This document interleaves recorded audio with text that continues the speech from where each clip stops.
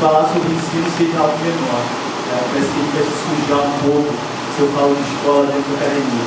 Então é importante a gente trazer para dentro da academia essa voz da sala de aula. Então esse evento nasceu com esse objetivo, de pensar o ensino da literatura na escola, né? E trazer professores que tenham alguma experiência em sala de aula com o ensino de literatura propriamente dita. E aí, esse ano, estou terminando o contrato agora pela segunda vez e eu tive o prazer de ter uma turma lá na Faculdade de Educação. Na verdade, eu tenho 2 turmas, as 2 são turmas muito boas, mas eu tive o prazer de acompanhar essa primeira turma lá na Faculdade de Educação o ano inteiro. E surgiu como uma possibilidade de uma avaliação, construir um evento sobre o ensino de literatura. E os alunos toparam, mas toparam mesmo, se comprometeram, cada um foi responsável por uma atividade, cada um teve a sua responsabilidade e fizeram tudo muito bem. Então, assim, eu queria agradecer imensamente a esses alunos, porque, embora alguns não estejam aqui em virtude do Brasil, da linha vermelha, enfim, e também de trabalho, eu acho que eles merecem esse agradecimento, porque se não fosse por eles, não teria acontecido, não teria conseguido fazer sozinho. O Guimarães Rosa fala, né?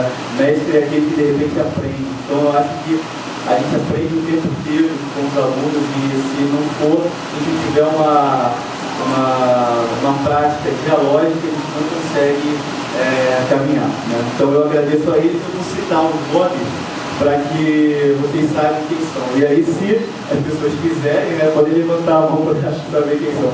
Ana Lídia, tá aí Ana Lídia, Carla Patrícia, Carolina que está lá fora, Clarissa, Diego, Elis, Elisandra, Fernanda, Georgia, Cláudia, Jennifer, Júlia, Juliana, Mamadou, Marcelo, Mariana, Sabrina, Tássia, Vanessa e Melissa, tá? Fica registrado aqui, meu muito obrigado a vocês. Bom, e aí, o que falar sobre ensino de literatura na circunstância educacional que a gente vive hoje? Como pensar educação literária, ensino de leitura literária em sala de aula, dentro do cenário político e social que a gente vive hoje, principalmente no estado do Rio de Janeiro.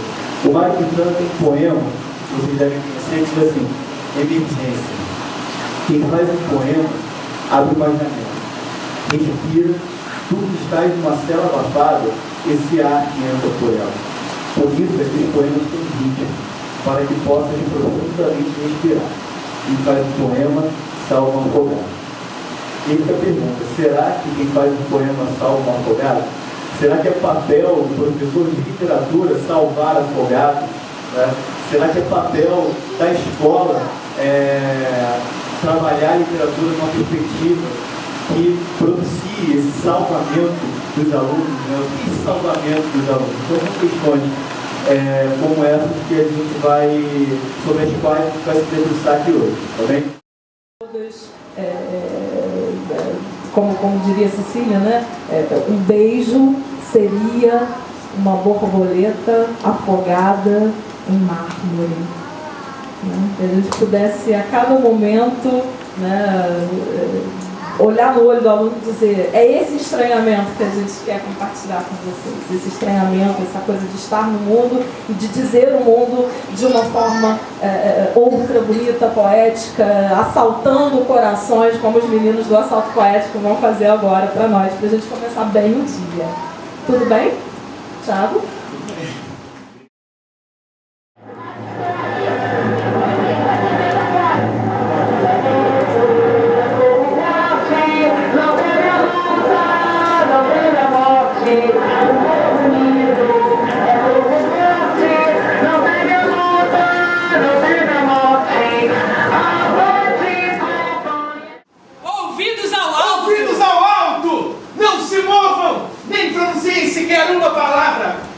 Viemos roubar a atenção de vocês. Qualquer tentativa de reação será inútil. A nossa garganta já está engatilhada e apontada para as suas míseras orelhas. A metralhadora de versos é fatal e a vocês não vai.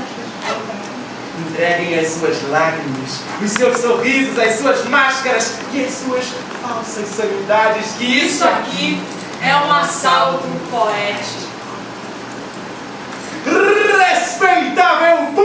público. Respeitável?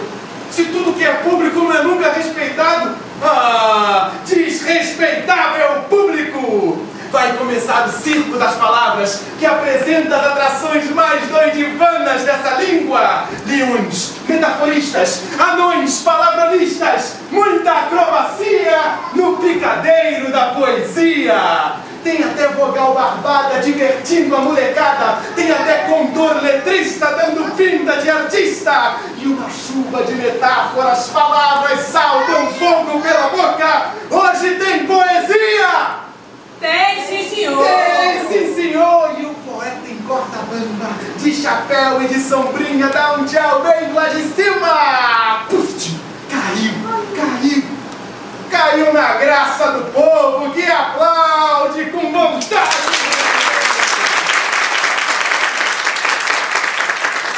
O poeta que é palhaço diz que o riso é liberdade. Bom dia, galera! Bom dia! Em cada canto, um grande conselheiro que nos quer governar cabana e não sabem governar a sua cozinha e podem governar o mundo inteiro.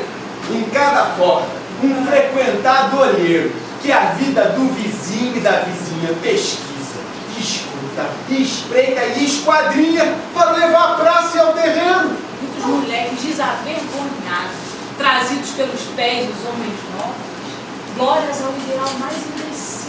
Estupendas usuras nos mercados, todos os que não furtam, muito pobres. Eis aqui a cidade do Brasil. Gregório de Matos, em livre adaptação. O assalto poético que surgiu aqui na Faculdade de Letras. E é um grande prazer a gente estar voltando aqui. Temos feito muita poesia, falado muita poesia para público nas ruas, nas praças, nas escolas, nas bibliotecas. Um grande prazer voltar aqui e falar esses poemas. A gente tem também falado muita poesia, poemas também de Fernando Pessoa, e que falar, né, nas praças, nas ruas, a gente tem que sempre procurar maneiras diferentes da gente chegar nesse público, que é um público muito heterogêneo, muito diversificado, como também é das escolas. E eu acho que essa troca, né, da gente estar aqui também, falando também sobre isso, quer dizer, não só falando, mas também principalmente mostrando, né, como a gente faz na nossa experiência, na nossa prática, para poder também compartilhar com vocês. E mais um pouquinho, então, de Fernando Pessoa, como a gente fala aqui. O meu olhar é nítido como um girassol. Eu tenho o costume de andar pelas estradas, olhando para a direita, para a esquerda, e de vez em quando para trás. E o que eu vejo a cada momento é nunca aquilo que eu tinha visto antes. E eu sei dar por isso muito bem. Eu sei ter o pasmo essencial que tem uma criança, se ao nascer reparasse que tinha nascido deveras. Sinto-me nascido a cada momento para a eterna novidade do mundo. Eu creio no mundo como mal quer.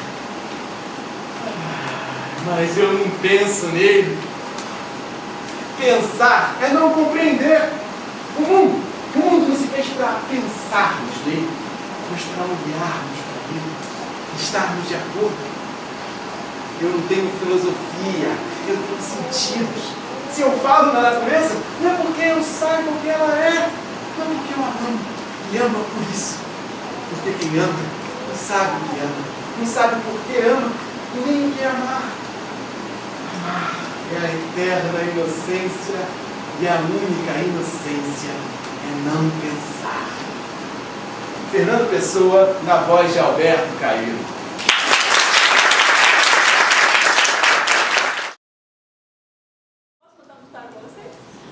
Para vocês perceberem um pouquinho como é que foi o caminho. Vou contar para vocês a primeira história que eu aprendi a contar. Chama-se A Última Crônica. A caminho de casa, eu entro no botequim da Gata para tomar um café junto ao balcão. Na realidade, eu estou adiando o momento de escrever. A perspectiva me assusta.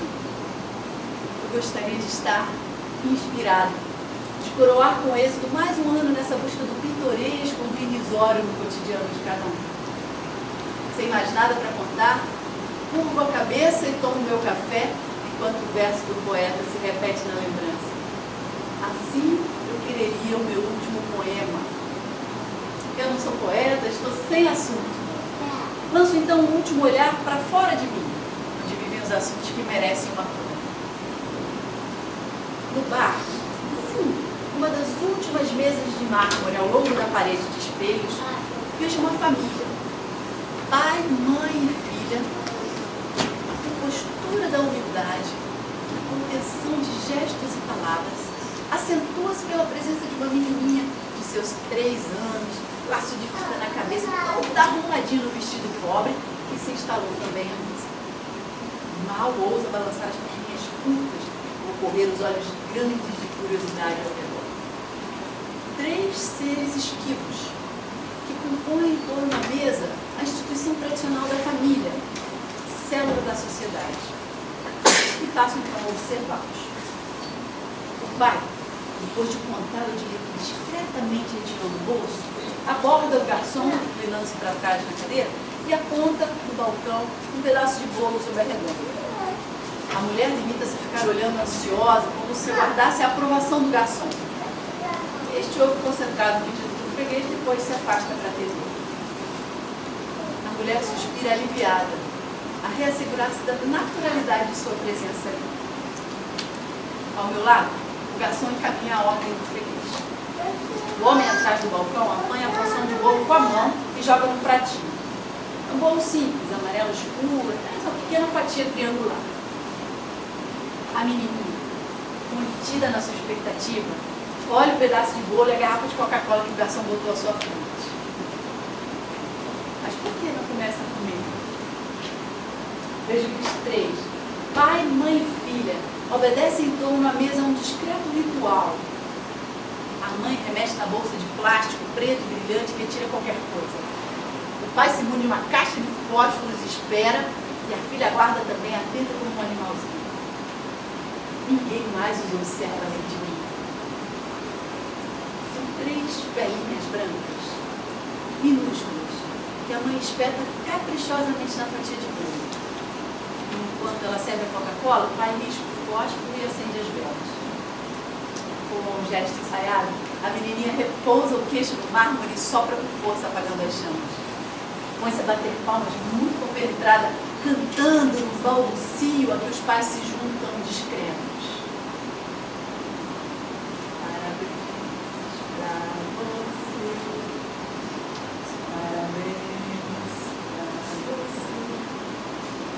Depois, a mãe recolhe as velas e torna a guardá-las na bolsa. A menininha finalmente agarra a porção de bolo com as 2 mãos sôfregas e começa a comer. A mulher olha para ela com ternura, limpa o farelo que lhe cai ao colo, ajeita a fitinha no cabelo preto. Vai, corre os olhos pelo botequim, satisfeito, a se convencer intimamente do sucesso da celebração. De súbito, dá comigo a observá-lo. Nossos olhos se encontram, ele se perturba, constrangido, ameaça baixar a cabeça, mas acaba sustentando o olhar. E, enfim, se abre num sorriso. Assim eu quereria a minha última crônica, que ela fosse pura como esse sorriso.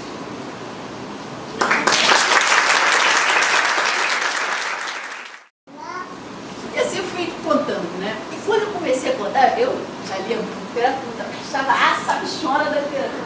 E aí a literatura se abriu em dimensões que eu desconhecia. Vou dar alguns exemplos de histórias que eu passei. Eu passei 8 anos contando histórias no orfanato, todo sábado. No início, era com uma turma de menininhas de 4 a 6 anos. E aí, eu chegava lá, vou contar a história, tá? Eu contei a Branca de Neve, a primeira história que eu contei várias outras. Cheguei na semana seguinte, e aí, meninas, o que vai ser hoje? O que vocês querem ouvir? Branca de Neve, beleza? Branca de Neve, contando Branca de Neve, mas cheguei na semana seguinte, e aí, pessoal, que história vocês gostaram? O que vocês gostaram? Branca de Neve. Vamos pra Branca de Neve. E aí eu trazia várias histórias, buscava, pesquisava, contava, chegava na semana seguinte, e aí, pessoal? Branca de Neve. Gente, isso é uma obsessão, eu não aguentava mais. E aí eu comecei a desconfiar que alguma coisa estava acontecendo ali que eu não estava captando. E Aí num dia eu falei, olha gente, hoje não vai dar, minha garganta tá ruim. Quem quer contar? E aí uma menininha, Cássia, aos seus 5 anos, disse que ia contar. Muito bem, Cássia vai contar. Palmas efusivas para cá. Que Cássia vai contar? Branca de Neve. Diga, Cássia. Branca de Neve. Cássia contou a Branca de Neve, a versão que já conhecíamos. Porém, chegou naquela hora, vocês conhecem Branca de Neve. Chegou naquela hora que Branca de Neve está deitada, né? No bosque, na cama de vidro, desmaiada. E essa parte não passava mais. O Branca de Neve estava lá, e os anões choravam, e aí Cássia foi por um. O zangado chorava, o patinho chorava, estava todo mundo isolado, as minhocas choravam, os passarinhos choravam, a floresta inteira chorava, a Branca de Neve apodrecendo, e a Cássia não tirava, não passava. Dizia, a minha versão não é assim, a minha versão passa rápido por essa fase, né? E aí, depois de um tempo, e eu olhava para as outras, e as outras com o olho grudado, né? Bom, chegou a determinado momento, o príncipe chegou em seu cavalo, eu falei, pronto, agora a gente vai até amanhã de manhã, né? Que agora o filé mignon. Não, o príncipe chegou, beijou, bom, foram felizes para sempre. Aí eu fui para casa naquele dia, intrigada, pensei, o que aconteceu ali que eu não captei? Todo mundo captou, eu não captei, a menina estava lá. E aí quando eu estava indo dormir nesse dia, me veio uma possibilidade, né? Eu pensava, pô, ela parou numa fase tão sem graça, né? Uma fase desmaiada, podia ter feito a festa, né? Uma coisa, não, é na hora dela esperando. E aí eu pensei, bom, repare o pedaço que ela se deteve, né? Branca de Neve, esquecida lá no meio da floresta, fugida, desmaiada, à espera de alguém que venha tirá-la daquela situação precária, né? Venha inaugurar com ela uma vida de felicidade, que venha salvá-la. Então, aí a literatura foi se tornando cada vez mais fascinante para mim. Né? Eu fui percebendo como ela tem essa capacidade, no caso da minha fanática, de todos nós, né? De fazer essa trança tão forte entre vida e ficção, né? A ponto da gente querer interferir no enredo das duas, né? Se é que se pode separá-las. Me tornei pesquisadora desse tema, professora depois, enfim, estudiosa desse tema, para a área de letras, para a área de pedagogia, a partir dessa vivência tão provocante que eu tive como contadora de histórias. Bom, aí para refletir sobre a literatura na escola, tinha de errado, né? Como é que deveria ser feito? A primeira coisa que eu fiz foi desdobrar a literatura em possibilidades. Né? Se a gente vai lá no Roland Barthes, no seu livro Aula, ele fala das forças da literatura, né? O Ítalo Calvino, no 6 propostas para o próximo milênio, fala em valores a preservar na literatura. E aí trouxe essa ideia de possibilidade que engloba tudo isso, né? Forças, valores, especificidades e oferecimento da literatura para um leitor em formação. E a minha tese, hipótese inicial, era que essas possibilidades deviam ser promovidas, né, vivenciadas na sala de aula. Isso deveria ser o princípio de uma escolarização adequada da literatura. Né? Que possibilidades são essas? Né? Tem muita coisa que eu poderia falar aqui, vou citar alguns exemplos. Por exemplo, a aproximação que a gente vê muitas vezes do olhar do poeta com o olhar da criança. O poeta e a criança têm um olhar descobridor, um olhar como um olhar de barro, um olhar de fazer nascimentos, né? Um olhar que sempre encontra um ângulo diferente, sempre encontra uma beleza imprevista no mundo, né? Ele desarruma o nosso olhar cotidiano. Então, por exemplo, o meu sobrinho, né, ele era muito pequenininho, né? Meu pai, o avô, levava sempre ele para a escola, porque ele sempre queria acompanhar os despertares do seu neto. Então, 7 da manhã eles seguiam para a escola e um dia eles estavam andando e meu sobrinho, vô, espera, vô, para aqui que eu achei uma coisa muito importante. E aí, quando meu pai olhou, era uma lantejola de carnaval, aquela lantejola prateadinha.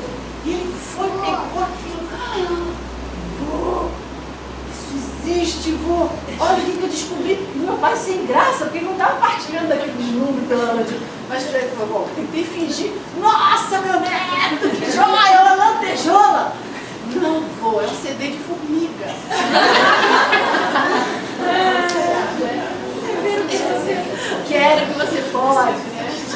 Ver mais bonito, né? Acho que a criança nos ensina isso, o poeta nos ensina isso também, né? aparece em sala de aula. Então, esse olhar que desautomatiza o nosso olhar cotidiano, ele nos renova para a vida, para as relações, para tudo. Vamos começar contando uma pequena historinha do Galeano, que chama A Função da Arte. Diz assim: Diego não conhecia o mar. O pai, Santiago Kovratov, levou para que descobrisse o mar. Viajaram para o sul. Ele, o mar, estava do outro lado das dunas altas, esperando. Quando o menino e o pai, enfim, alcançaram aquelas alturas de areia, depois de muito caminhar, o mar estava na frente de seus olhos. E foi tanta a imensidão do mar, e tanto o seu fulgor, que o menino ficou mudo de beleza. Quando finalmente conseguiu falar, tremendo, gaguejando, pediu ao pai: me ajuda a olhar. Pois bem, essa é a função da arte, que é o nome desse texto. O menino não conhece o mar ainda. E o educador, ao invés de dizer para ele: o mar é importante, tem que conhecer o mar, bicho, o mar é bonito, você vai gostar do mar, vai conhecer o mar. O mar você vai sentir. Ao invés de explicar para ele que era o mar, ao invés de dizer para ele como o mar é importante, o educador levou para que ele descobrisse o mar. O educador criou possibilidades para o deslumbramento com o mar. Bom, desse modo, o educando vai construindo o conhecimento sobre o mar a partir da sua vivência. E a partir do momento em que ele tem essa experiência estética, em que ele vivencia isso, aí sim já há fendas em função para conteúdos, para teoria. Quando o próprio menino pede ajuda, me ajuda, como é que eu faço com tudo isso, Então, é isso, assim, deixar criar o desejo, deixar criar essa necessidade de uma mão estendida para te ajudar no caminho. E aí, obviamente, esse professor iniciador, ele precisa possuir a chave para a fruição estética, ele tem que conhecer esse caminho. Não como é que ele vai abrir a porta para o outro, porque ele vai caminhar junto se ele não conhece o caminho, Obviamente, isso é um professor que gosta ele mesmo de ler. Esse professor, também encantado, é um professor que consegue comover porque ele já está movido pela literatura. Parece meio óbvio, mas isso não é uma coisa que ocorre em muitos casos que eu vivenciei, todos nós conhecemos por aí.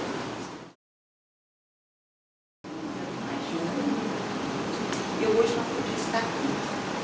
Eu estou de luto, acabei de enterrar uma pessoa muito querida. E essa pessoa muito querida foi a melhor leitora que eu corri. Então eu vou. E esse foi o livro que ela deixou inacabado. O único livro que ela não terminou de ler, a página marcada.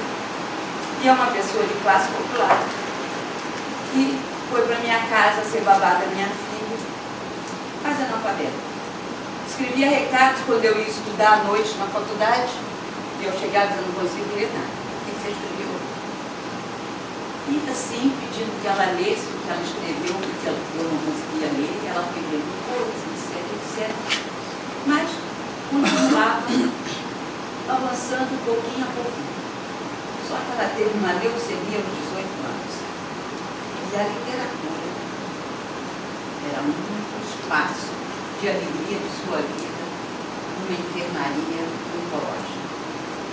Eu levava livros e nessa hora ela precisava ler, porque era o único jeito de fugir daquele ambiente de dor, de sofrimento, da enfermaria ao lado, onde o homem tinha câncer nos ossos e tinha sido amputada a perna e ele sentia dor na perna, que não existia, a não ser como ele disse.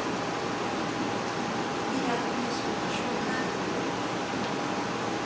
E aprendeu a ler, lendo, o que não teria sido possível da escola, do beco no abá, que é um suplício, uma coisa insuportável.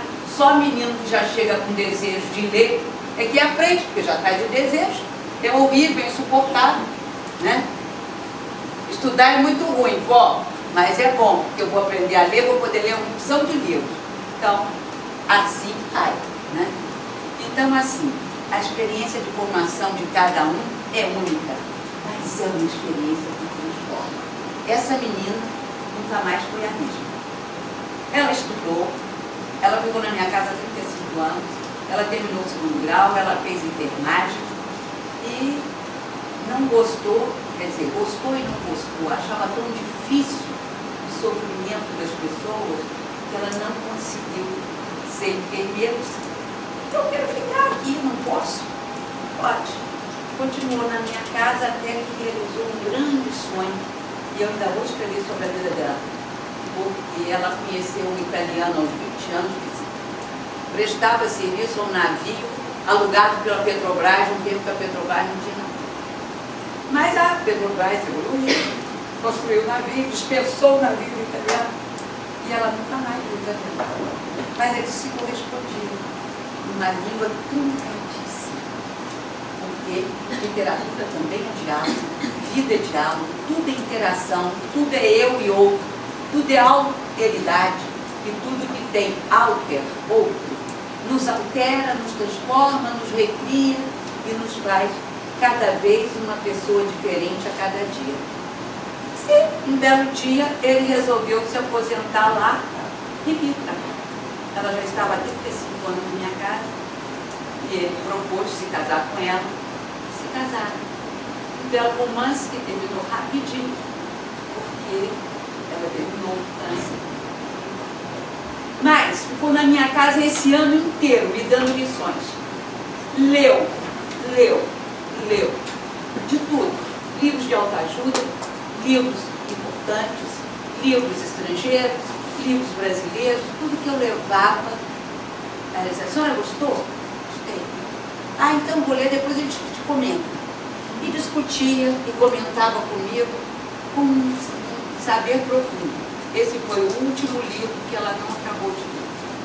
Um dia ela falou para mim, está tão difícil ler, eu não consigo me concentrar, eu acho que meus óculos estão ruins. Mas é que a doença estava avançando comigo. Desta vez, a literatura não passou. Mas ela virou uma pessoa que sabia resolver a vida, descobrir tudo, foi capaz de organizar a sua vida a ponto de juntar dinheiro, colocar em poupança, construir casa para a mãe. Um dia eu falei para ela, mas Marlete, você podia ser tanta coisa, por que você continua trabalhando em casa de família? Ela disse, mas a minha vida melhorou muito. Como assim? Eu não era capaz de entrar num cinema cheio, se tivesse um lugar lá na frente, eu ia dizer, eu vou passar por todo mundo. Eu entrava num ônibus, se tivesse tudo cheio, um lugar lá na frente, eu ia brigar para ir para sentar lá. Eu tinha medo, eu não tinha coragem para nada. Eu cresci por dentro. É esse o milagre da literatura. Você cresce por dentro. E essa história que ela deixou merece ser contada. É uma experiência de formação belíssima, porque literatura é vida, espaço de criação, interação, imaginação. Estar aqui hoje faz parte do início do meu processo de cura afetivo. Ter visto esse assalto poético, ter visto Lucilena contando histórias e textos que a gente lê, mas quem disse que poesia foi feita para a leitura de olhos mudos? Está lá no prefácio interessantíssimo de Mário de Andrade. Poesia é para ser honrada e sonhada. A gente viu tudo isso concretamente aqui, muito melhor do que essa velha senhora macaca, velha de guerra, possa fazer. Né?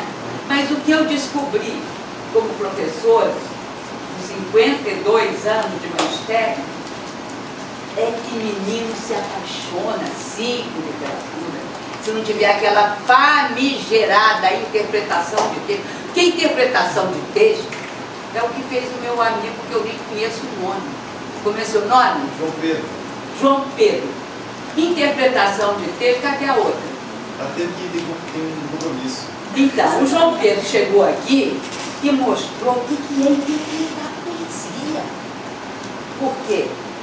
Aquela interpretação ridícula, como é o título do livro, texto do livro, como é o nome do personagem principal, o que fez o menino que estava no céu. Pelo amor de Deus, destaque do texto, pedaço que fala onde estava o menino. O menino estava caçando passarinho em alçapão. Aí a menina colocou, caçando passarinho, para sua mesa. Eu queria a resposta inteira, período completo. Não pode ser uma resposta pela metade. Acreditem vocês que eu fazia isso tudo. E quando foi que eu descobri que não estava bom? Quando a filhota chegou com sua provinha, dizia, a professora é muito ruim, né? Eu não errei nada, ela me deu meia certa na questão. A questão está meio certa. Vamos ver por que está meio certa. Um dia ela falou, ela queria assim, ó, igualzinho estava no texto. Vou lá conversar com a professora. Aí a professora chegou e disse assim, mãe, a criança não sabe uma expressão sintática completa, com sujeito, predicado, complemento. Então a gente tem que exigir a resposta completa para ela aprender a fazer um período completo.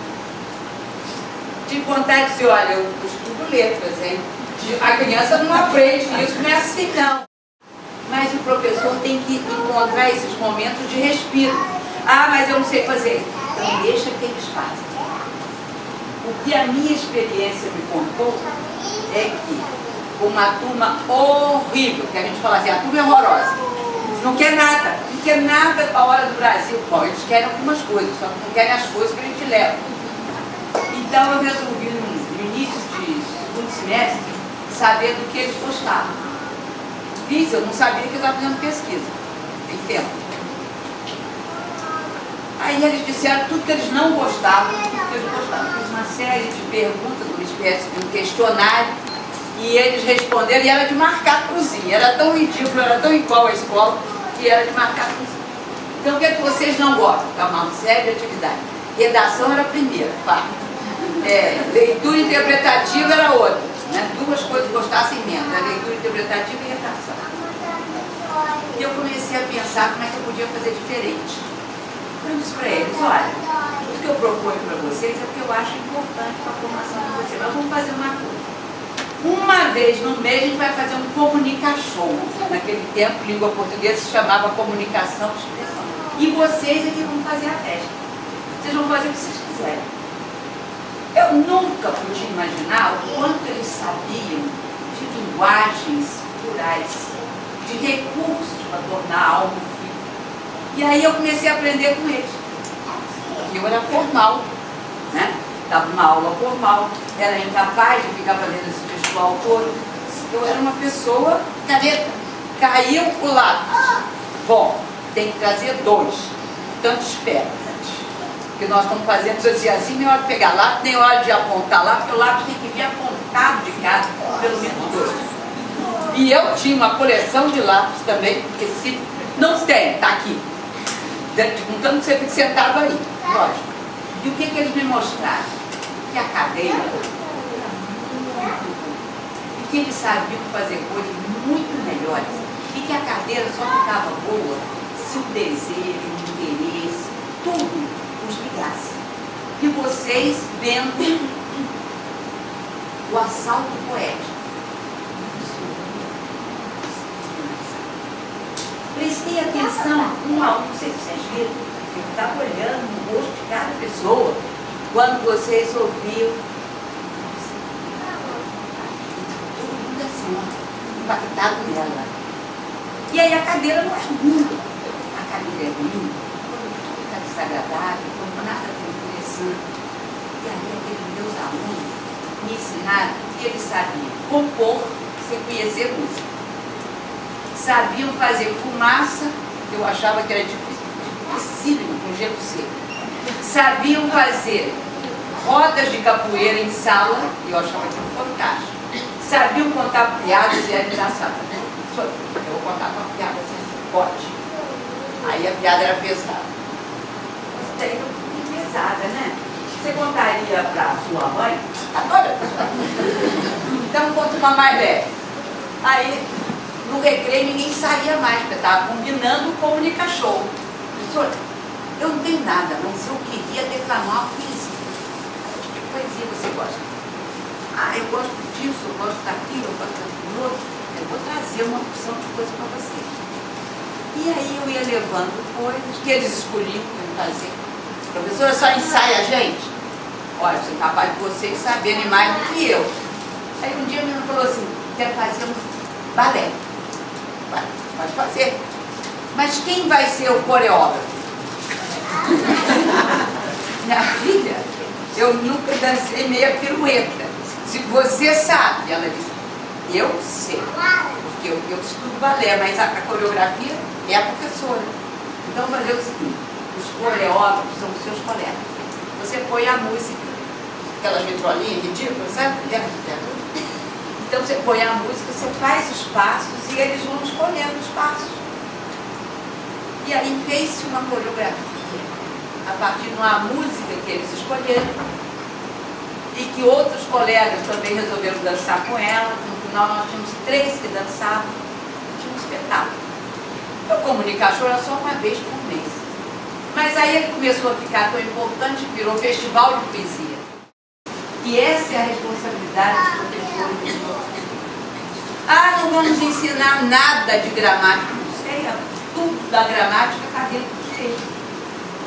Veja, criancinha de 3 anos, esses dias no supermercado, ela chorava e dizia, mãe, mas você prometeu. Bom, ninguém deu aula de conjunção adversativa para ela. Mãe, mas você prometeu. Então você aprende a língua e constrói toda uma gramática internalizada, já disse que o nosso saudoso Celso Pedro Lucas, ouvindo, falando, interagindo, vivendo. Se você fizer tudo isso com a beleza dos textos que vocês ouviram aqui, textos vivos, fantásticos, então é aquela fábula do arquiteto, né?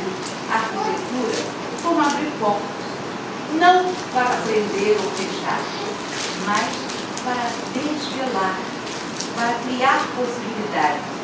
E aí nós seremos melhores pessoas que a literatura humana. Não se esqueçam aquele texto do Ítalo Calvino, em que ele fala do flagelo linguístico. E ele diz que o flagelo linguístico só a literatura pode nos salvar. Eu agradeço ao assalto poético ao grupo adulto, ao João Pedro e sua amiga aqui, chama Júlia, e a Lucilena, essa oportunidade de ver os textos correndo lindamente aqui, vivos, lendo completos. Literatura é isso. Então, a primeira questão da motivação da leitura, que todo mundo aqui já falou e que eu acho que tem que ser retomada, é que realmente o professor também tem que ser leitor e, mais do que isso, ele tem que se conscientizar de que é papel dele formar leitores críticos. Dele quem? O professor de língua portuguesa que está lá na escola? Não, na verdade é a responsabilidade de todos os professores, e como a gente costuma dizer, todo professor é professor de linguagem. Mas acaba caindo nas costas do professor de literatura e do professor de língua portuguesa. Em primeiro lugar, então, o professor tem que ser leitor. Ele tem que curtir, ele tem que gostar. E eu queria retomar um verbo que a Edwiges falou, que é o verbo ousar. Quando ela falou de ousar, eu me lembrei do João Vanderlei Geraldi. Não sei se vocês já leram aquele livro, um texto na sala de aula, do João Vanderlei Geraldi. É um livro da editora Ática que vale a pena vocês lerem. Eu costumo dizer para os meus alunos, né, que é livro de cabeceira, professor. E ele fala isso, que o professor tem que ter a coragem de ousar. Né? Até porque quanto mais o sistema te aperta, mais ele é burro. Nenhum sistema te imprensa na parede se for um sistema inteligente. Ele quer ser enganado. O sistema que te imprensa é o sistema que quer ser enganado. Então o professor tem que realmente ousar e acreditar que é possível fazer os alunos lerem. Eu não acredito que exista alguém que não goste de ler. Para mim isso não existe. Quem não gosta de ler. Para mim tem um exemplo. Né? Eu já ouvi um outro professor que era da área de economia e administração também, já faleceu, vizinho da minha mãe. E ele falou assim para mim uma vez: poxa, eu acabei de comprar obras completas do Fernando Pessoa. Eu nunca li, eu sou português, ele é português, nunca tinha lido, nunca tinha ouvido falar. Eu vi assim na escola, Fernando Pessoa, nunca tinha ouvido falar em Fernando Pessoa na minha vida. Mas eu assisti uma palestra de uma senhora velhinha lá na UERJ e fiquei tão encantado que eu saí e fui comprar as obras completas de Fernando Pessoa. A velhinha era a dona Cleonice Berardinelli, né? Eu acho que todo mundo aqui já adivinhou. Ele disse que ele estava assim, passou no corredor, Fernando Pessoa, eu já ouvi falar desse cara. Acho que na escola alguém falava disso. Aí resolveu assistir, ficou apaixonado pela dona Cleonice Berardinelli e apaixonado por Fernando Pessoa. Então sempre tem uma maneira de chegar nesse leitor, ainda que seja com 60 anos, como foi o caso dele. Não precisa demorar tanto, né, gente? A gente pode chegar de uma maneira mais simples. Outra coisa que eu também gostaria de destacar para vocês, e que me incomoda um pouco, eu gostei muito quando o João Pedro e a Júlia, eu peguei só o finalzinho da apresentação deles, mas eu gostei muito quando eles falaram disso, é a questão de desmistificar a literatura. Eu coloquei ali desmistificar o objeto, o livro, mas acho que a gente tem que também desmistificar a literatura. Porque o professor tem muito... Como assim você não gosta de Machado de Assis? Assim, não, você tem que gostar de Machado de Assis. Machado de Assis é o melhor escritor brasileiro. Não, você tem que ler Machado de Assis.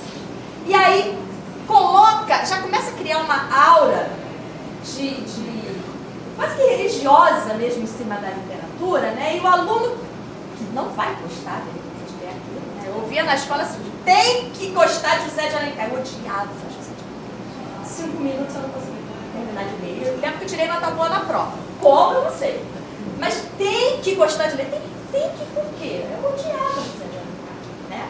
Já Martins Pena, O Noviço, que eu li no mesmo ano, eu amei de paixão, é um dos livros que eu mais gosto de reler até hoje. Então, assim, não é uma questão de ter que ler. Agora a gente sabe que tem que sistema. Mas tem que como? Quais são os caminhos para você chegar nesse texto literário? Então, acho que a primeira coisa é isso, desmistificar um pouco o trabalho com a literatura e desmistificar um pouco também o próprio objeto livro, né? Às vezes, eu estava conversando agora com o Thiago dos livrinhos, né, das filhas dele. Eu costumo ser conhecida como a tia que dá livro, né? Eu dou livro. Eu não compro barra, não é comigo, não, eu dou livro. E aí, eu acho muito engraçado que às vezes eu dou um livro e a pessoa fala assim, ai, que bom, vou guardar para quando ela estiver maior, né? Porque senão vai estragar. Né? O livro não é para estragar. Aí você compra aquele livro pop-up, que é para criança pequena, você abre o livro, pula um elefante na sua frente, você quer que a criança fique a 1 metro de distância, embevecida, admirando o elefante. Claro que ela vai morder, vai babar, vai sentar em cima, vai virar suco. É lógico, mas o livro é para isso. O livro é para ser curtido. O livro não é para ser colocado na estante no andar mais alto, né? Na prateleira mais alta da estante. Minha filha começou a engatinhar, na primeira prateleira já tinha livro para ela. Aí, ao invés de ela mexer na televisão, na parede de DVD, né? Ela mexia no livro, porque aquilo era mais interessante para ela. Parede de DVD, apertar o botão, só ia acender a luzinha. No livro ela podia abrir todos, jogar todos no chão, fazer caminho. Ela fazia caminho assim para passar com carinho da boneca. O livro é para isso. Se você começa a criar uma aura muito grande em cima do livro, ou pior, ameaçar com o livro, né? Você está muito bagunceiro hoje, vai ler um livro. Gente, que coisa horrorosa. Eu já ouvi várias mães falando isso. Aí quando ele está muito irritado, eu mando logo ler um livro, para ver se sossega. É vir o castigo. Então, assim, quando eu falo nessa questão de desmistificar o contato com o livro, desmistificar o trabalho com a literatura, é nesses dois sentidos. Nem ficar endeusando a literatura como se a pessoa que não... Porque eu já ouvi gente também assim, como você não gosta de literatura? Como? Se fosse um pecado mortal. Você pode odiar a literatura. Você foi feliz durante 18 anos, não foi? Foi, relativamente. Depois que conheceu o Fernando, a intimidade, o Nandinho, depois que conheceu o Fernandinho, ela passou a gostar de literatura. A pessoa pode ser feliz sem gostar de literatura. Eu acho que a felicidade vem sem graça, mas poder pode. Agora, por que a pessoa não gostou da literatura? Eu acho que a gente também tem que começar a discutir isso. Como é que esse texto literário foi apresentado à criança? Ou ao jovem, ou ao adulto? A gente estava falando sobre EJA, né? As pessoas costumam falar, não sei se alguém que dá aula de educação de jovens e adultos, é muito complicado trabalhar com EJA, né? Aí você fala, pô, mas aí EJA, como é que eu vou trabalhar a leitura? Porque eles são adultos, os textos para adultos geralmente são mais complexos. Acho que eu até falei isso com vocês lá na palestra que eu dei lá do Thiago, né? Uma vez uma professora, uma amiga minha, estava falando que ela descobriu o seguinte, que alguns alunos de EJA queriam aprender a ler para contar a história para os netos. Então, trabalhou com literatura infantil, contos de fada, textos simples do Ziraldo, livrinhos, assim, aqueles livrinhos do Rico Maneco, da Ana Maria Machado. Por quê? Aquilo para eles não era uma coisa assim, coisinha de criança, pensado de uma maneira negativa. Para eles aquilo era importantíssimo. Porque aprender a ler aqueles livros significava poder chegar em casa e contar a história para os netos. Então, olha só os caminhos que a gente pode seguir para poder motivar para a leitura e para poder sensibilizar para o texto literário, né? São vários. Outra coisa é a questão das escolhas, né? Poxa, mas aí eu já estou quase acabando o tempo, né? Pois é, mas eu já estou acabando. Essa é a vingança. Mesclar escolhas próprias com orientação de leitura, que também não se faz muito em sala de aula, né? O professor que leva a leitura como se ele fosse o único capaz de escolher os textos para ler. O aluno também pode escolher. Ah, mas se eu deixar de escolher, ele vai escolher rap, ou ele vai escolher Crepúsculo. Ok. E aí eu sempre conto a história de quando eu dava aula no Pedro II e eu deixei os alunos escolherem, década de 90, todas as turmas escolheram Diário de um Mago do Paulo Coelho.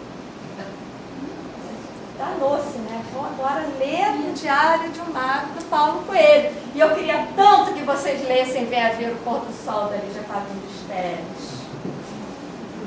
Qual a diferença? Né? Aí eu lembro de um aluno quase 2 metros de altura falando, professora, olha bem pra minha cara. E se eu vou deixar descer o morro onde eu moro, com Vem a Ver o Pôr do Sol, com florzinha na capa, não vai rolar, professora. Eu falei, não, mas Vem a Ver o Pôr do Sol é um conto de terror, de horror, pelo menos, suspense, assustador. Eu não gosto nem de ler à noite esse conto. A turma era noturna. Mas como é que é essa história? Eu nunca fiz aula de contação de história. Falei, agora é a minha última cartada. Comecei a contar o conto Vem a Ver o Pôr do Sol. Vocês conhecem o conto? Pois é, a história de um casal que termina o namoro, mas o cara fala assim, não, mas olha, eu estou convencido de que realmente a gente não pode continuar o namoro, estou conformado, mas eu quero te mostrar um pôr do sol lindo, maravilhoso. Umas flores. E aí ele vai subindo na ladeira com ela, a ladeira vai ficando deserta e ele chega com a ex-namorada num cemitério abandonado. Uma colina que tem uma vista linda para o pôr do sol. E aí tá todo mundo olhando pra minha cara com um olho sem piscar. Imagine os meus 30 alunos. E aí eu parei de contar a história na hora em que ele entra num jazigo, sabe aquelas casinhas? Ele fala, não, essas flores é pra minha prima que morreu, então eu quero deixar lá. E ela fica meio com medo de ficar sozinha do lado de fora, que já está escurecendo, e entra com ele no jazigo, abandonado, no cemitério, deserto, do alto de uma colina, isolada, ninguém por perto. Eu parei de contar a história.